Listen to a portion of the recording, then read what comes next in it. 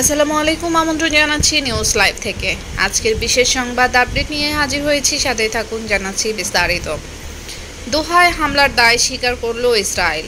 দোহায় মঙ্গলবার ভয়াবহ বিস্ফোরণের পরপরই এর দায় স্বীকার করেছে ইসরায়েল।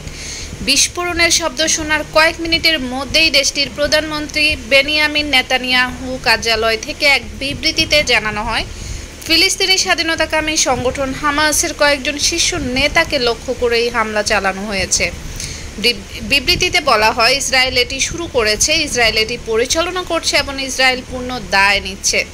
এই হামলার মধ্য দিয়ে আবারও মধ্যপ্রাচ্যে উত্তেজনা বাড়ালো ইসরায়েল। এর আগে দেশটি ইরানের বিরুদ্ধে যুদ্ধ শুরু করেছে, সিরিয়ার ভূমি দখল করেছে, লেবাননের হিজবুল্লাহ নেতাদের হত্যা করেছে এবং গাজায় চলমান যুদ্ধে এখন পর্যন্ত 64,500 এর বেশি ফিলিস্তিনিকে হত্যা করেছে। দোহায় হামলার ঘটনাকে নতুন মাত্রা হিসেবে দেখছেন বিশ্লেষকরা, কারণ কাতার হলো যুক্তরাষ্ট্রের ঘনিষ্ঠ মিত্র এবং মধ্যপ্রাচ্যের সবচেয়ে বড় মার্কিন সামরিক ঘাঁটি এই দেশে অবস্থিত।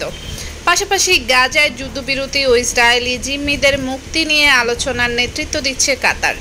সেই দেশই সরাসরি হামলা চালানোর পরিস্থিতি আরও জটিল হয়ে উঠতে পারে বলে আশঙ্কা করা হচ্ছে। এই ছিল এখনকার মতো সর্বশেষ সংবাদ। সাথে থাকার জন্য অসংখ্য ধন্যবাদ।